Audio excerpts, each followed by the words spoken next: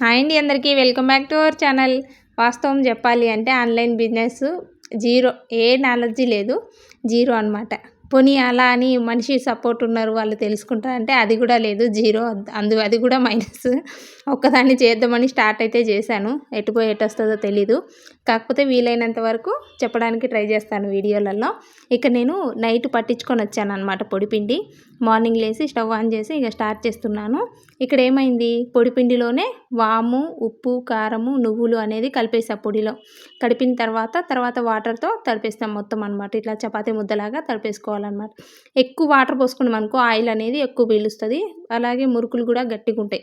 అలా కాకుండా కొంచెం ఆయిల్ తక్కువ పీల్చుకోవాలి అంటే కొంచెం వీలైనంత వరకు గట్టిగా పిండి అనేది కలుపుకోవాలన్నమాట. వాస్తవం చెప్పాలి అంటే అదే చూడండి ఎంత బాగా వచ్చినాయి అంటే చాలా బాగా వచ్చినాయి. ఇక్కడ చూసారా, మొత్తం అయితే 5 కిలోలు రెడీ చేస్తున్నాను. 5 కిలోలు పిండి పట్టించుకొచ్చా. ఇవి మొత్తం చేయడానికైతే బాగానే టైం పట్టింది.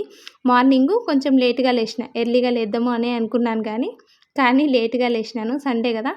ఇక నిన్న నైట్ అప్పటికప్పుడు అనుకొని పట్టించుకొచ్చినాం కదా, నేను పండుగడు వెళ్ళి పట్టించుకొచ్చినాం. 10 అయిపోయింది అనమాట. ఈ పిండి పట్టించుకొని ఇంటికి వచ్చేవరకు 10 అయిపోయింది.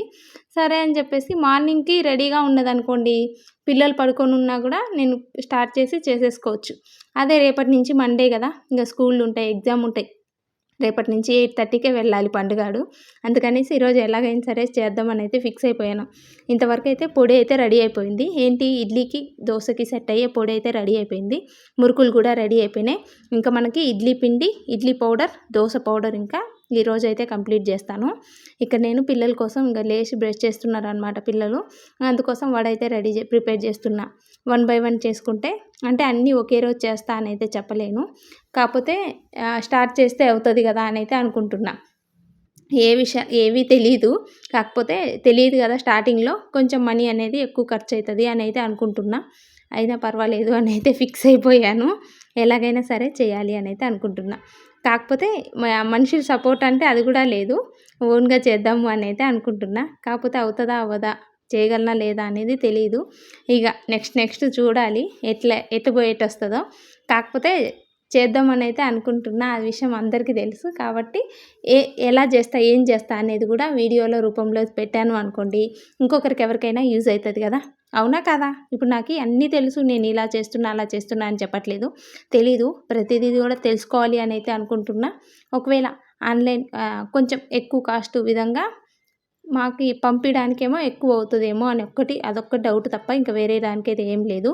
క్వాలిటీ కూడా మంచి క్వాలిటీయే తీసుకొచ్చి వాడతాను.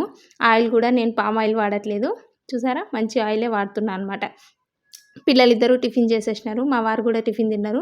తర్వాత ఆరెంజ్ వలిసిమన్నారు. సరే అని చెప్పేసి ఆరెంజ్ వలిసిస్తే మళ్ళీ వాళ్ళు వెళ్ళి ఆడుకుంటున్నారు. ఇవి తినండ్రా అంటే మొన్ననే చేశాను, ఒక వారం కిందట చేశాను.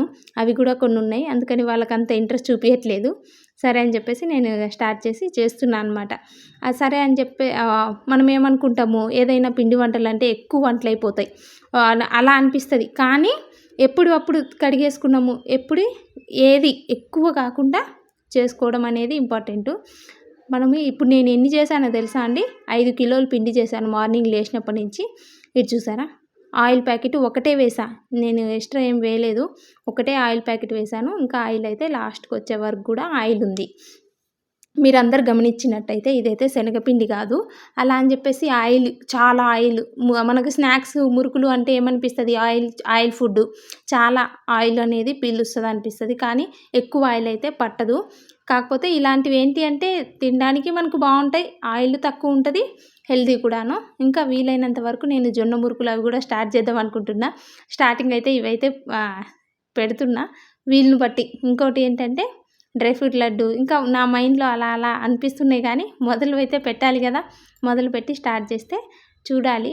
మళ్ళీ ఇంకా మా వారికి అన్నం పెట్టేశాను. అన్నానికైతే అయిపోయింది. నేను రైస్ కడిగి పెట్టేసి ఇక నేను అంట్లు తోమే లోపల నాకు రైస్ అయితే అయిపోయింది. ఇంకా రైస్ అయిపోయింది కదా, ఇంకా ఇప్పుడే తినము అన్నారు. సరే అని చెప్పేసి ఇక టీ పెట్టేసిన. ఇంకా పిల్లలు అయితే ఆడుతున్నారు. ఇంకా కర్రీ చేయాలి అంతే. ఏదైనా చేయలేము అనుకుంటే అలా ఆగిపోతాము, చేయగలము అనుకుంటేనే అలా ఏదో ఒకటి స్టార్ట్ చేసామనుకోండి, ఒకవేళ నేను ఫెయిల్ అయినా కూడా చెప్తాను. నాకు లాస్ వచ్చింది అనైనా చెప్తాను. లేదు మంచిగా సక్సెస్ అయినా అంటే ఇంకొకరు ఎవరైనా స్టార్ట్ చేయొచ్చు కదా! అదే విధంగా అనుకుంటున్నా. ఇక్కడైతే పొడి అయితే చాలా స్మెల్ సూపర్ వచ్చింది. ఎందుకు అంటే జీలకర్ర ఇంకా కొన్ని మంచిగా ఫ్రై చేస్తా అనమాట పల్లీలు. ఆ విధంగా అయితే పొడి అంటే చాలా ఇష్టం నాకు. అన్నంలో అయినా తినేస్తాను, ఇడ్లీలో అయినా తినేస్తా, దోసలో అయినా తినేస్తా. ఒకసారి ఎవరైనా మన ఫుడ్ టేస్ట్ చేశారు అనుకోండి, ఇంకా 1 బై 1 పెరగడానికే ట్రై చేస్తారు. Thank you for watching. Bye bye.